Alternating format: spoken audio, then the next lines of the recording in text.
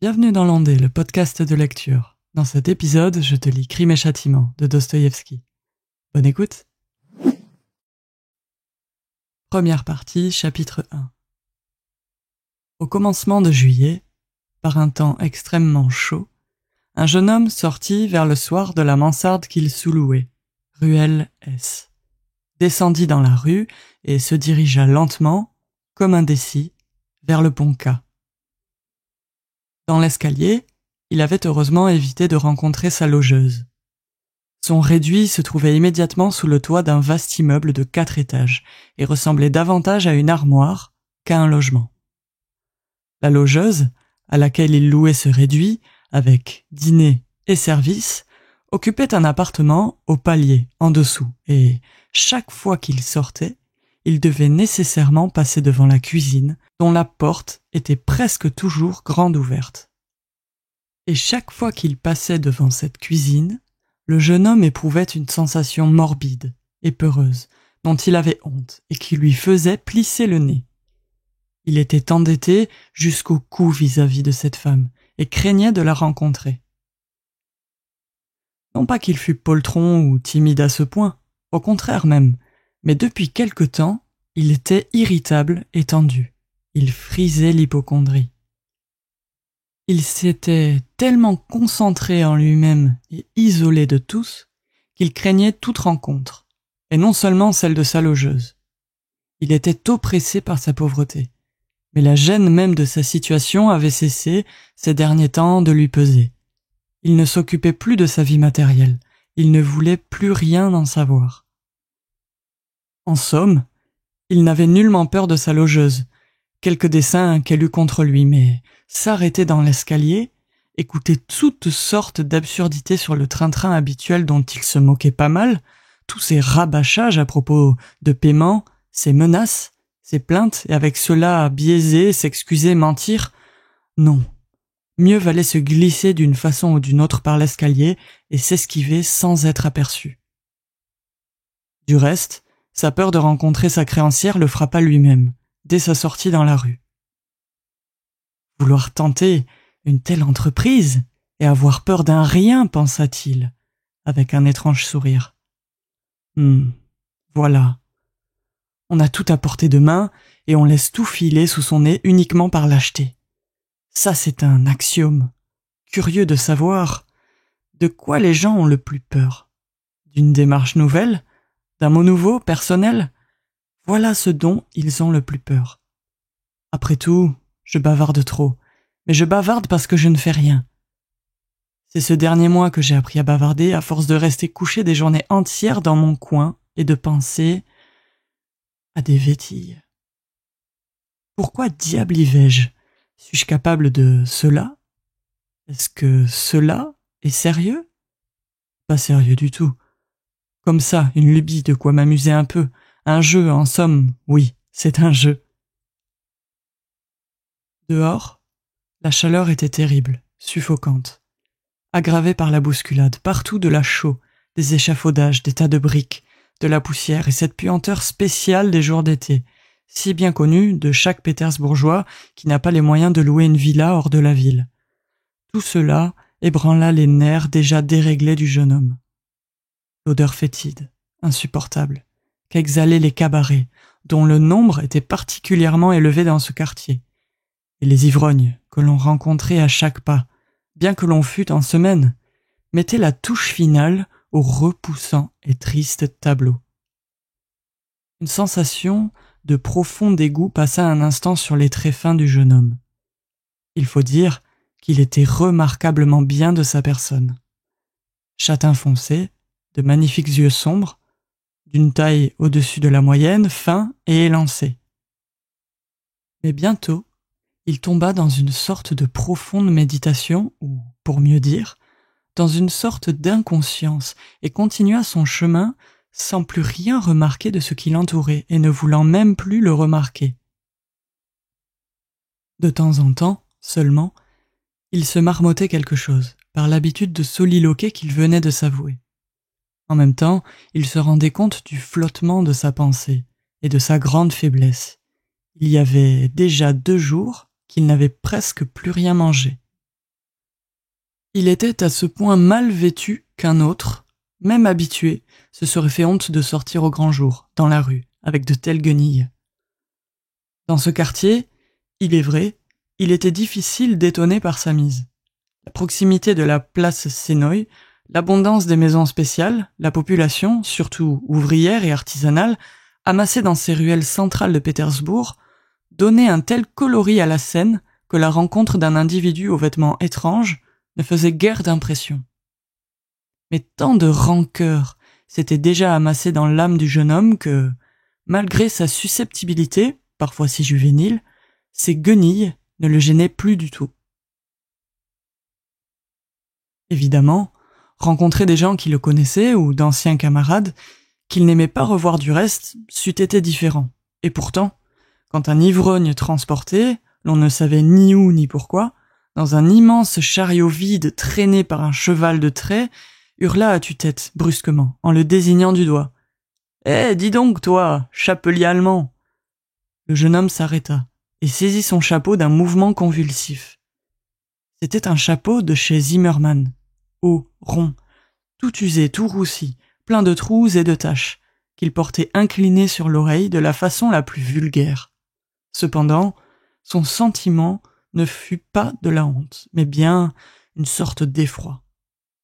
« Je le savais bien, » se murmura-t-il, confus.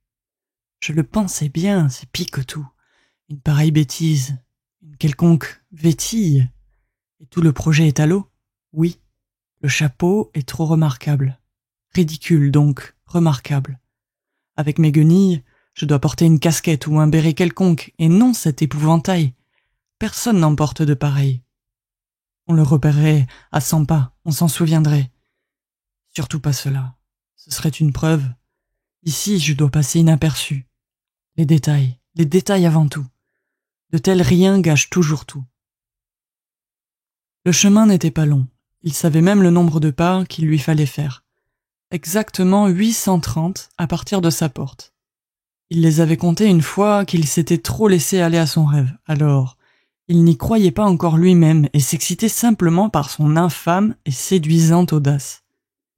Maintenant qu'un mois était passé, son idée s'était transformée et, en dépit de ses agaçants soliloques sur sa propre impuissance et son indécision, il s'habituait involontairement à penser à son rêve épouvantable, comme à une entreprise possible, quoique, en somme, il n'y crut pas lui-même. Maintenant, il en était à tenter une épreuve, en vue de son projet, et son émotion croissait à chaque pas. Il s'approcha, frissonnant et le cœur battant, d'un immense immeuble donnant d'un côté sur le canal et de l'autre dans la rue X. C'était un immeuble à petits appartements, habité par toutes sortes de petites gens, tailleurs, serruriers, cuisinières, allemands, filles, petits employés, etc. Des gens, entrant ou sortant, se faufilaient par les 2 portes cochères et les 2 cours de la maison. Il y avait 3 ou 4 portiers. Le jeune homme fut très content de n'en rencontrer aucun, et, inaperçu, il se glissa directement de l'entrée dans l'escalier de droite. C'était un escalier de service, étroit et sombre. Mais il le connaissait déjà. Il l'avait étudié, et cette circonstance lui plaisait. Dans une obscurité pareille, un regard curieux n'était pas à craindre. Si dès maintenant j'ai peur, que sera-ce si un jour, vraiment, j'en venais à l'exécution ? Pensa-t-il, involontairement, arrivant au 3e. Des portefaix, anciens soldats, qui sortaient d'un logement chargé de meubles, lui barrèrent le chemin. Il savait déjà que cet appartement était occupé par un fonctionnaire allemand et sa famille. Cet Allemand déménage, pensa-t-il. Donc au 4e étage, dans cet escalier et sur ce palier, il ne reste d'occupé, pour quelque temps, que l'appartement de la vieille. C'est bien, si jamais... Il sonna chez elle. La sonnette tinta faiblement, comme si elle était faite en fer blanc et non en bronze. Dans les petits logements de ces immeubles-là, il y a presque toujours de telles sonnettes. Il avait déjà oublié ce timbre et, maintenant, ce son particulier lui rappela une image nette. Il frissonna. Ses nerfs étaient trop affaiblis. Peu après, la porte s'entrebâilla, retenue par une courte chaîne. La locataire l'examinait par la fente, avec une méfiance visible. On ne pouvait voir que ses yeux, brillants dans l'obscurité. Mais, voyant du monde sur le palier, elle se rassura et ouvrit tout à fait. Le jeune homme, passant le seuil, pénétra dans un vestibule obscur barré d'une cloison, au-delà de laquelle il y avait une petite cuisine. La vieille restait plantée devant lui, muette, et le regardant interrogativement. C'était une vieille minuscule, toute sèche, d'une 60aine d'années, avec de petits yeux perçants et méchants et un nez pointu. Elle était nu-tête. Ses cheveux châtains, grisonnants, étaient pleins d'huile. Des loques de flanelle entouraient son cou interminable, pareil à une patte de poulet. Une méchante pèlerine de fourrure, toute usée et jaunie, lui couvrait les épaules, malgré la chaleur. La vieille, tout sautait et geignait. Le jeune homme dut lui jeter un regard étrange, car la méfiance réapparut tout à coup dans ses yeux. « Raskolnikov, étudiant, je suis venu chez vous il y a 1 mois, » se hâta de murmurer le jeune homme en s'inclinant. Il s'était rappelé qu'il lui fallait être aimable. « Je me le rappelle, petit père, je me rappelle très bien votre venue, » prononça nettement la petite vieille, le regard toujours fixement. « Eh bien, voilà, je viens encore pour la même chose, » continua Raskolnikov, un peu troublé par la méfiance de la vieille. Peut-être, après tout, est-elle toujours ainsi, mais je ne l'avais pas remarqué l'autre fois, pensa-t-il, avec une sensation désagréable. La vieille se tut, pensive, puis s'effaça, et, montrant la porte de la chambre, « Entrez, je vous prie, petit père. » Le soleil couchant éclairait brillamment la chambre et son papier jaune, ses géraniums et ses rideaux de mousseline. Et ce jour-là, le soleil brillera sans doute comme maintenant, pensa-t-il, inopinément, jetant un regard circulaire pour retenir, dans la mesure du possible, la disposition des meubles. Mais il n'y avait là rien de spécial. Le mobilier, très vieux, de bois jaune, se composait d'un divan, avec un immense dossier bombé, d'une table ovale, d'un lavabo avec un petit miroir, de quelques chaises contre les murs et de 2 ou 3 chromos représentant des demoiselles allemandes, avec des oiseaux dans les mains. C'était tout. Dans un coin, devant une grande icône, brûlait une veilleuse. Tout était très propre. Les meubles et le parquet ciré brillaient. La main d'Élisabeth, pensa-t-il. Il n'y avait pas une poussière dans tout l'appartement. C'est toujours chez de vieilles méchantes veuves qu'on trouve une propreté pareille, pensa encore Raskolnikov, regardant de biais le rideau de mousseline pendu devant la porte de la seconde chambre, où se trouvait le lit et la commode de la vieille, et où il n'avait jamais pénétré. Ces 2 chambres, c'était là tout le logement. « Que désirez-vous » dit sévèrement la petite vieille, entrant dans la chambre et se campant directement devant lui pour le voir bien en face. « Voilà, je viens mettre cela en gage, dit-il. Il sortit de sa poche une vieille montre d'argent. Le boîtier était plat et portait au dos, gravé, un globe terrestre. La chaîne était en acier. « Mais la reconnaissance précédente est déjà arrivée à échéance. Il y a déjà 3 jours que le mois est échu. Je vous paierai encore les intérêts pour 1 mois, prenez patience. Il dépend de moi seul de patienter ou de vendre votre objet sur l'heure. Combien pour cette montre, Alona Ivanovna ? Tu viens avec des bagatelles, petit père. Elle ne vaut pas lourd. Vous avez eu 2 billets pour l'anneau l'autre jour et on pourrait en acheter un pareil pour 1,5 rouble chez un bijoutier. Vous m'en donnerez bien 4 roubles. Je la dégagerai, je la tiens de mon père. Je recevrai bientôt de l'argent. 1,5 rouble et l'intérêt d'avance, puisque vous le voulez. 1,5 rouble, s'exclama le jeune homme. Comme vous voulez. Et la vieille lui tendit la montre. Le jeune homme la prit et de fureur voulut s'en aller, mais il se ravisa, se rappelant qu'il ne savait tout s'adresser et qu'il y avait encore une autre raison à sa visite. « Donnez, » dit-il rudement. La vieille tâta les clés dans sa poche et passa dans l'autre chambre derrière le rideau. Le jeune homme, resté seul au milieu de la chambre, tendit l'oreille et chercha à deviner. Il l'entendit ouvrir la commode. Probablement le tiroir supérieur, pensa-t-il. Elle porte les clés dans sa poche droite. Tout ensemble, dans un anneau d'acier. Il y a là une clé plus grande que les autres, 3 fois plus grande, avec un paneton dentelé. Évidemment, ce n'est pas une clé de la commode, donc il y a encore une cassette ou une cachette, c'est curieux. Les cassettes ont toutes des clés pareilles. En somme, quelle bassesse tout cela. La vieille revint. Voilà, petit père, à 10 kopecks du rouble par mois, cela fait 15 kopecks pour 1,5 rouble par mois, d'avance. Et pour les 2 autres roubles, vous me devez au même intérêt 20 kopecks d'avance. En tout donc, 35 kopecks. Vous avez donc pour la montre 1 rouble, 15 kopecks, voici. Comment? Cela fait 1,15 rouble maintenant. C'est cela. Le jeune homme ne discuta pas et prit l'argent. Il regardait la vieille et ne se hâtait pas de partir comme s'il avait encore quelque chose à dire ou à faire, sans trop savoir quoi. Un de ces jours, Alona Ivanovna, je vais peut-être vous apporter encore un objet. Un bel objet, en argent. Un étui à cigarette, dès que mon ami me l'aura rendu. Il se troubla et se tut. Nous en reparlerons alors, petit père. Au revoir. Et vous restez toujours seul à la maison? Votre sœur n'est pas là? Demanda-t-il, aussi désinvolte qu'il pouvait l'être, en passant dans l'antichambre. Qu'est-ce que vous lui voulez à ma sœur? Mais rien de spécial, j'ai demandé cela comme ça, ne croyez pas. Au revoir, Alona Ivanovna. Raskolnikov sortit, décidément décontenancé. Son trouble croissait de minute en minute.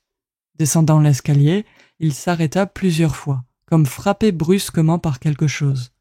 Dans la rue, enfin, il s'exclama. « Ah, mon Dieu, comme tout cela est dégoûtant. Est-il possible, vraiment, que je... » « Non, c'est faux. C'est inepte, » ajouta-t-il résolument. « Est-il possible qu'une telle horreur me soit venue à l'esprit? Quand même, de quelle bassesse est capable mon cœur? Et surtout, c'est sale, c'est répugnant, c'est mal. C'est mal. Et moi, pendant tout un mois... » Mais ses gestes et ses exclamations ne purent traduire son émotion. La sensation de profond dégoût qui serrait et troublait son cœur lorsqu'il se rendait chez la vieille devint à ce point intense et précise qu'il ne savait comment échapper à cette angoisse. Il marchait sur le trottoir comme ivre, butant contre les passants qu'il ne voyait pas, et ne se ressaisit que dans la rue suivante. Il leva les yeux et vit qu'il se trouvait en face d'un débit. L'escalier d'entrée s'enfonçait dans le sol. 2 ivrognes le grimpaient justement. Sans plus réfléchir, Raskolnikov descendit. Il ne fréquentait guère les cabarets, mais pour l'heure, sa tête tournait, et une soif brûlante le torturait. Il eut envie de bière fraîche, parce qu'il attribuait à la faim sa soudaine faiblesse. Il s'installa dans un coin sombre, à une table poisseuse, demandant de la bière et but avidement un premier verre. Il se sentit immédiatement soulagé, et ses idées s'éclaircirent. « Bêtise que tout cela, dit-il avec espoir. Il n'y avait pas de quoi se troubler, simple désarroi physique. Un quelconque verre de bière, un morceau de sucre, et voilà la tête solide, l'idée claire, les intentions affermies. Ça. Quelle médiocrité! Mais malgré son mouvement de mépris, il avait déjà l'air gai, il semblait soulagé de quelque fardeau terrible, et il embrassa d'un coup d'œil amical les buveurs qui l'entouraient. Mais même en cette minute, il pressentait confusément que cette disposition d'affabilité était elle-même morbide. Il ne restait plus que quelques clients dans le débit. En plus de 2 ivrognes rencontrés dans l'escalier, était sortie une bande de 5 buveurs portant un accordéon et accompagnés d'une fille. Le calme tomba. Il y eut plus de place. Il restait un bourgeois, légèrement gris. Son compagnon, gros, énorme, à la barbe poivre et sel, accoutré d'un manteau sibérien, ivre, s'était assoupi sur le banc. De temps en temps, dans un demi-réveil, il claquait des doigts en écartant les bras. Son torse sursautait, sans quitter le banc. Il chantonnait vaguement, pêchant dans sa mémoire des vers dans le genre de « J'ai caressé ma femme toute l'année, j'ai caressé ma femme toute l'année. » Et tout à coup, se réveillant de nouveau, en enfilant la rue Podiatcheskaya, j'ai rencontré mon ancienne. Mais personne ne partageait son bonheur. Son silencieux compagnon considérait ses éclats avec une certaine hostilité, et même avec méfiance. Il y avait encore là un client, présentant l'aspect d'un fonctionnaire retraité. Il était assis à l'écart, devant sa consommation dont il buvait une gorgée de temps en temps, tout en regardant autour de lui. Il avait également l'air quelque peu ivre. Si la lecture de ce premier chapitre de Crime et Châtiment t'a plu, n'hésite pas à me le communiquer en mettant un pouce bleu. Je serai super contente de continuer à lire ce livre avec toi. En attendant, je te souhaite de très bonnes écoutes sur l'ondée. À très vite, ciao!